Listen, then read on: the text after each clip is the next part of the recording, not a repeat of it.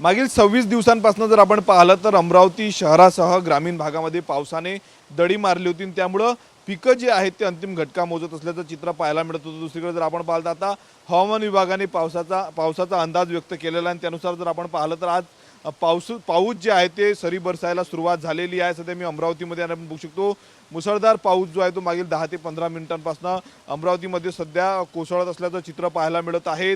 उकाळा देखील वाढलेला होता। दुसरीकडे शेतीचे कामं जे आहे ते ठप्प झालेले होते। अनेक दिवसांपासून पाऊसच नव्हता आणि त्यामुळे पिकांना जी आहे ती अत्यंत पावसाची गरज होती। मात्र अनेक भागामध्ये जर आपण पाहिलं तर ज्या शेतकऱ्यांकडे सिंचनाची व्यवस्था आहे त्या शेतकऱ्यांनी आपल्या शेतामध्ये तुषार सिंचनाच्या माध्यमातून पिके जगवण्यासाठी धडपड सुरू केली होती। परंतु ज्या शेतकऱ्यांकडे सिंचनाची व्यवस्था नाही असे शेतकरी जे आहेत ते मेटाकुटीला आलेले होते।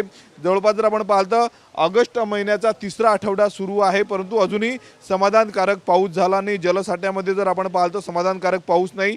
मागील वर्षाच्या तुलनेत यावर्षी पश्चिम विदर्भातील सर्वात मोठ्या अमरावती जिल्ह्यातील मोर्शी तालुक्यातील अप्पर वर्धा धरणात जर आपण पाहिलं तर जवळपास 27 ते 28% जलसाठा जो कमी आहे।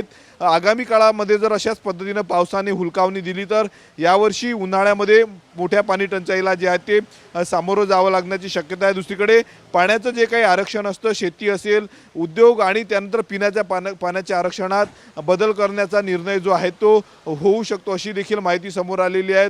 तत्पूर्वी जर आपण पाहिलं तर आज ज्या पद्धतीनं पावसाला सुरुवात झालेली आहे त्यामुळे बळीराजाला जो आहे तो काही अंशी दिलासा मिळाल्याचं चित्र पाहायला मिळत आहे। मागील 26 दिवसांपासून बंद असलेला पाऊस पुन्हा एकदा सुरू झालेला आहे।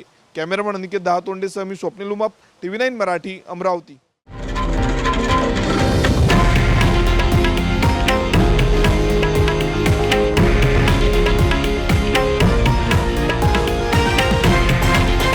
हे आहे देशातील नंबर 1 न्यूज नेटवर्क आणि आपण पाहत आहात TV9 मराठी, एकमेव।